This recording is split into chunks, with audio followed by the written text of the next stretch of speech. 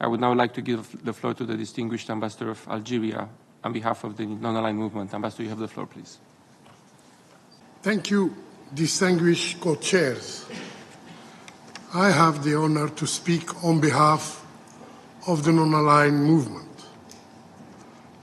At the outset, allow me to thank you, co-chairs, His Excellency Mr. Cornel Ferruta, Permanent Representative of Romania, and Her Excellency Mrs. Minisa Rambali, Permanent Representative of St. Lucia, for convening this meeting of the ad hoc working group on the revitalization of the work of the General Assembly. The NAM would like to express its appreciation to the President of the General Assembly, Mr. Denis Frank, for his valuable remarks. The NAM would also like to express its appreciation to the Assistant Secretary General, Mr. Mohammed Khaled Khiari, for his presentation. Distinguished co-chair, the non-aligned movement, one of the largest cross-regional group consisting of 121 states, underlines the importance of the revitalization of the work of the General Assembly. As a political process, rather than a procedural matter, aiming mainly to strengthen the role of the General Assembly as the chief deliberative policy-making and representative organ of the United Nations in the wider UN system. It should therefore be conducted in an inclusive, democratic, transparent, and efficient manner. Today, the NAM wishes to stress the importance of the current topic, role and authority of the General Assembly, and will address the following issue. First, NAM reaffirmed the role and authority of the General Assembly, including addressing questions related to international peace and security, as well as the importance of preserving the intergovernmental, inclusive, and democratic nature of the United Nations, and stresses that all major initiatives and crucial activities undertaken within the organization require consultations with all United Nations membership. Second, the key success factor in the process of strengthening the Assembly is the strict respect by Member States of the Charter-based prerogatives and division of work among the principal organs of the United Nations, in particular the General Assembly.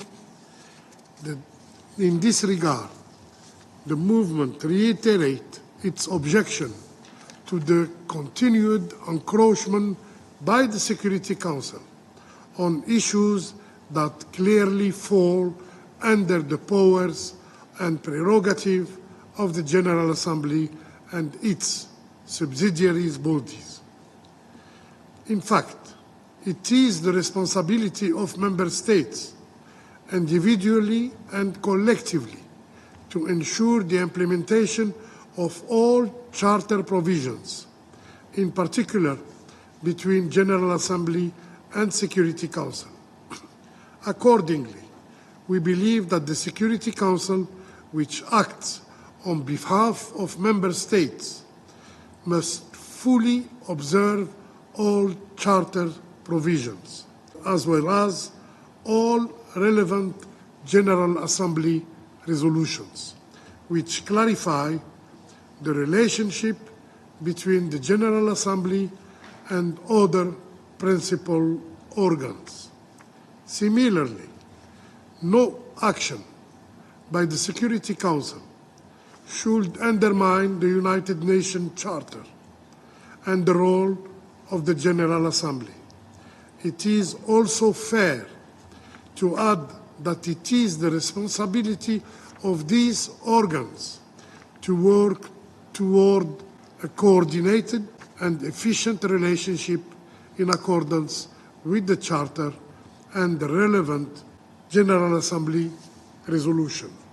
Furthermore, the NAM is convinced that activities of the Special Committee on the Charter and on the strengthening the role of the organization will contribute greatly to the whole process of revitalization and support the initiative aimed at proper implementation of the UN Charter with respect to the functional relationship between its main organs. Third, NAM underlines the urgent need to preserve the primacy, significance, and established practice of the general debate of the General Assembly, and to limit the number of high-level events held on the margin of the general debate in September, to limit this number to those of key significance that require immediate attention from head of state and government. This aim to enable the meaningful participation of all countries in the general debate.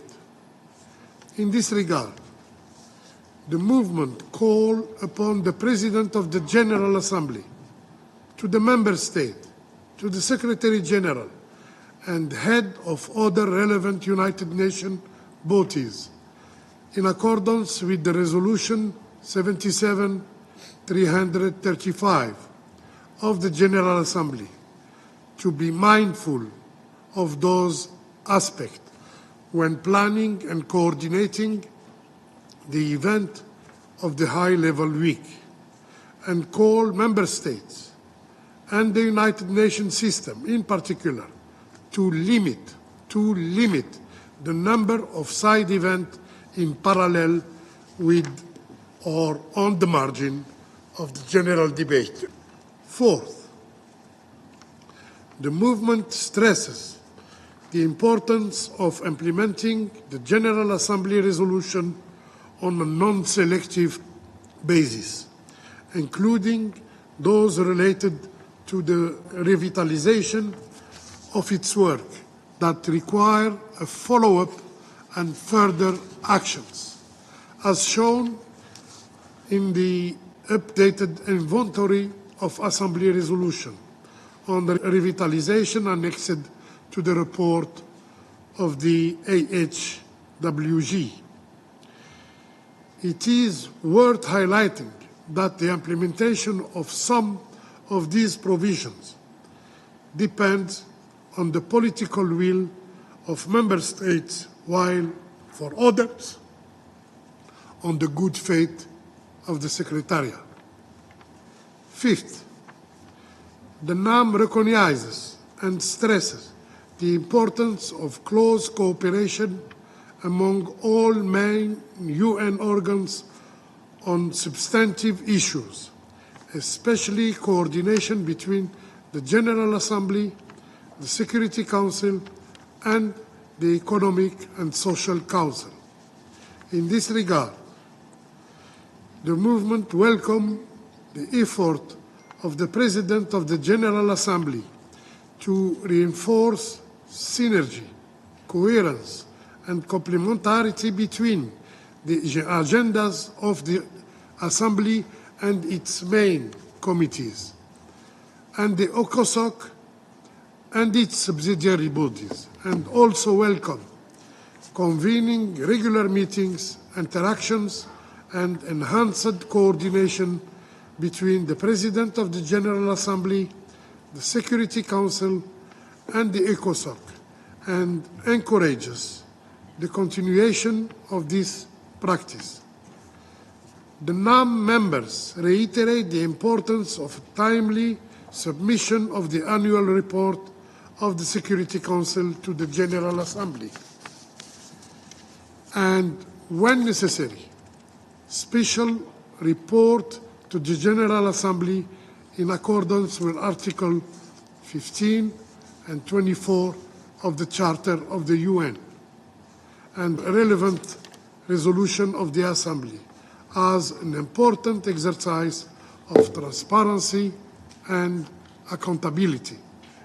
In this regard, NAM urges the Security Council to submit a more complete, comprehensive, and analytical annual report to the General Assembly, which would allow an assessment of the cause and implication of the Council decisions. NAM appreciates some progress that has been achieved by the OPGA with the support of the Secretariat to resume the practice of preparing a summary of the recommendation expressed by delegation during the General Assembly plenary, dedicated to discussing the annual report of the Security Council to the GA and for onward transmission. The NAM members welcomed the organization by the PGA on 16 January 2024 of the informal consultation on the annual report of the Security Council and appreciated the opportunity to present their view and suggestion in advance of drafting the introduction of the report. They expected that these views will be taken into consideration by the Security Council. NAM encouraged the President of the General Assembly to access the debate and provide a summary of the recommendation expressed at the meeting to the President of the Security Council for the subsequent consideration of informal working group on documentation and other procedural questions. Sixth and last, the NAM notes effort aimed at increasing the visibility of the General Assembly and enhancing contact with media, and request the Department of Global Communication of the Secretariat and its network of UN information centers to keep taking appropriate measures to provide accurate, impartial, comprehensive, balanced, timely, and accessible information in all 6 official languages to the public in accordance with Resolution 77335.